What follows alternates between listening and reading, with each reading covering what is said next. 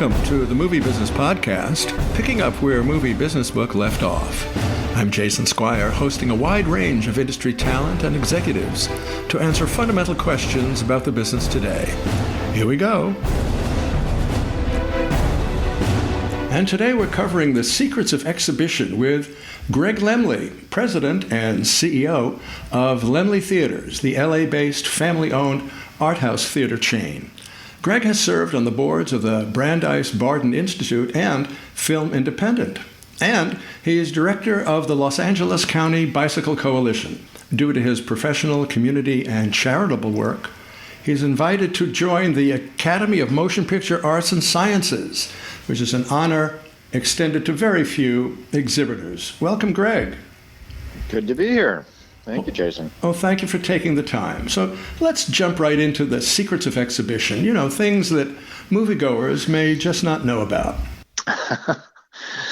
God, these days with so much entertainment coverage, I think people know everything about or think they know everything about exhibition. But, there are a lot of misconceptions, perhaps. For instance, movies and theaters make all their profit on concession sales. I mean, that's not entirely true. Obviously, you need people in the seats to sell the concessions. Yes, the markup on concessions is better than it is on movie tickets, but, box office is clearly an important part of the equation. Is there a percentage, by the way, that you can offer an average between concessions and box office revenue?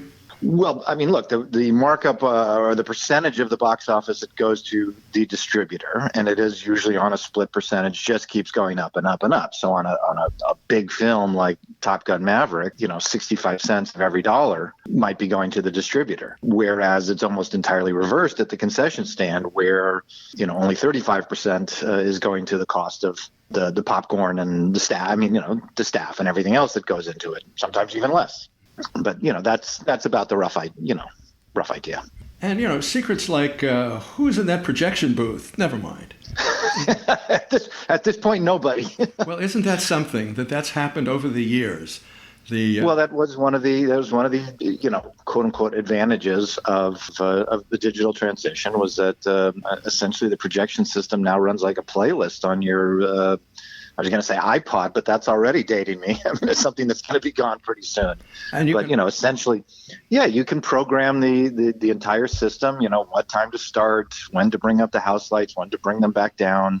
And it all just kind of happens. And it's gotten so far to the point now where when we build a new theater, there is no projection booth. There's just a box at the back of the auditorium that houses the projector. Wow. So let's turn to programming a show. Commercials, no commercials, where do you stand? We do a little bit of screen advertising. It's not the 20 to 30 minutes that you might see at some commercial theaters. And we also try and make sure that the spots are tailored to our audience. Mm-hmm. And we also try and keep the trailer reel to a reasonable length. I mean, maybe that's a secret of exhibition, that some of the larger chains now are actually selling, the trailer pods. Which trailers run, where do they run relative to showtime, and so on and so forth. And that's why sometimes you might see, half a dozen or more trailers. At Laemmle Theaters, we typically limit it to, 4 trailers. Wow. So in the big chains, that means that trailers are really not in control of the theater manager or owner? Not in control of the manager necessarily, no. There may be, directives that come down about which trailers to play from above. Yeah, the old tried and true trick of offering a 6-pack of beer to the projectionist or the manager to get your indie trailer played is no longer works. Oh dear. Okay. That is a shame. So, how soon in a given week do you program your shows? Shows are programmed every week. So Monday you come in and you digest the box office from the weekend and determine which films get to hold over for another week and which films, exit from the movie theater to make room for new films. And there are also always movies waiting to get your important screens. So that seems like a negotiation once a week, I guess, with both those distributors who may be losing a film on one of your screens and those distributors that might be replacing that movie. Oh, yeah. No, it's absolutely negotiation, and that's where, relationships and such come into play. And certainly that's where you try to work ahead of the curve to make sure that you don't have too many commitments relative to the box office success, and at the same time have enough film lined up and ready to go. Back in the day, you maybe had 30 days after the run ends to pay your film rental, and now in some cases, especially with the bigger films, you're paying, technically it's due 7 days after the run ends. Film rental is the amount of the share of the box office that gets returned to the distributor. And no concessions whatsoever. Never. So now that's church and state there. Yes. Well, now every theater has gone through an extraordinary period of, anxiety and shutting down and really vulnerability. I imagine it's been a very, very tough 2.5 years of the pandemic. It has been a tough 2.5 years, and for us preceded by a very difficult year with a downturn in the indie box office in 2019. So yes, what not the favorite period of my life. Well, what steps were taken when this urgency became clear? Steps that were taken. We were shut down for 13 months. Yeah, without notice, without much notice. Without much notice at all, and for the most part, without any supplemental revenue from the federal government. Mm-hmm. The PPP program was essentially designed to support businesses that were able to stay open and keep staff on. But at least in Los Angeles and New York and some other major markets, movie theaters were entirely and completely shut down. We couldn't even offer private screenings in Los Angeles. Subsequently, there was a program, but that did not. But it was the Shuttered Venue Operator Grant Program, but that was not made law until December of 2020. And it did not fund until months after we had actually reopened in 2021. And so once you were able to reopen, what are some of the lessons learned over this period? To avoid a pandemic. That's the first lesson. Let's make a careful note.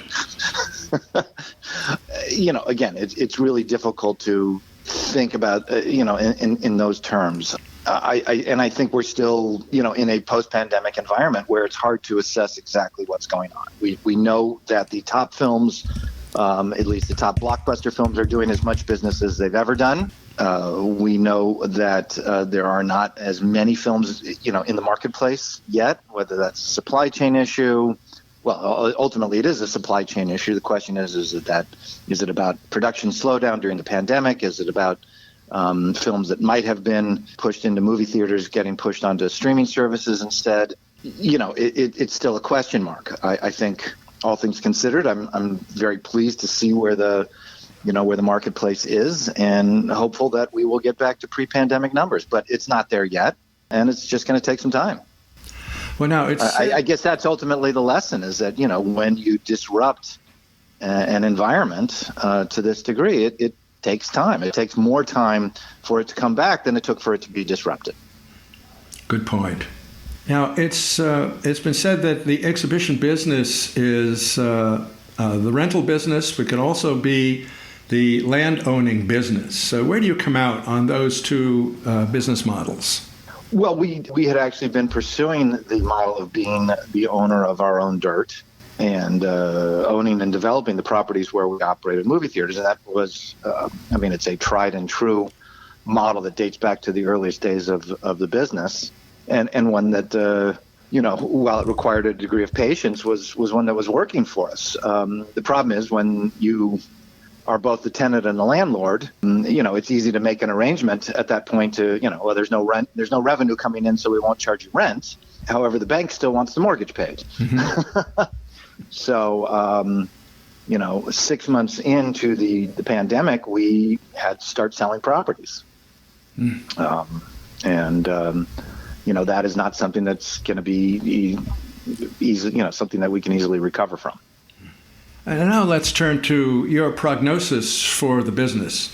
Well, my prognosis for the business is that we're going to be ultimately seeing a return to how things looked more or less in 2018 and 2019. Streaming is a reality. It's not going away. But I think certainly the studios now acknowledge that the theatrical window, is very important. It's important for the revenue that it generates in and of itself. And it's important for the way in which it sets up the films for subsequent and ancillary exposure. And I think certain elements of the streaming business model are being exposed to that. As good a business as it is, it's not that great a business, that the studios, funneled huge amounts of cash into creating content, generating huge losses. So they're going to have to cut back on this. And I think ultimately we're going to end up back where we were, where there will be movies that are made to be shown in movie theaters for all different kinds of audiences, both, blockbuster, 4-quadrant films, adult dramas and comedies, kids movies, all of these kinds of things. We're going to see them in movie theaters, and then they're going to end up on the streaming services. But the time they needed to bring back every element of the audience and reconnect people with movie going, is still something that, not enough time has been spent on that, and not enough, and we have not had an opportunity to do that in an environment where there's a regular supply of films for each audience. So you'll go through spurts where there are kid films and then there's not kids films. You'll go through spurts where there's a quality art house film, but then not another one, a week and two later. I'm hopeful that the fall season approaching and a number of films that have attracted attention on the festival circuit, that we're going to see people coming back and seeing a movie, seeing trailers, coming back a week later to see another movie. And we'll rebuild the audience in that way. Very good. Now, let's turn to pricing, which may move us back to that first question as one of the secrets of exhibition. Who sets the pricing? The movie theater sets the pricing, but the distributor has the decision whether to license the film or not. And in some cases, they may determine, not at a specific price point, but that in general, the theater, if it's a bargain theater, they may say, well, we're not going to take that theater until this point in the release schedule.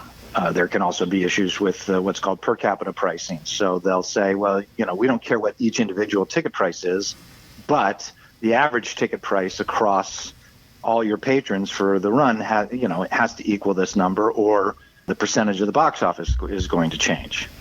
And what about variable pricing? The idea that a theater might want to charge more in the higher foot traffic periods of the weekend screenings.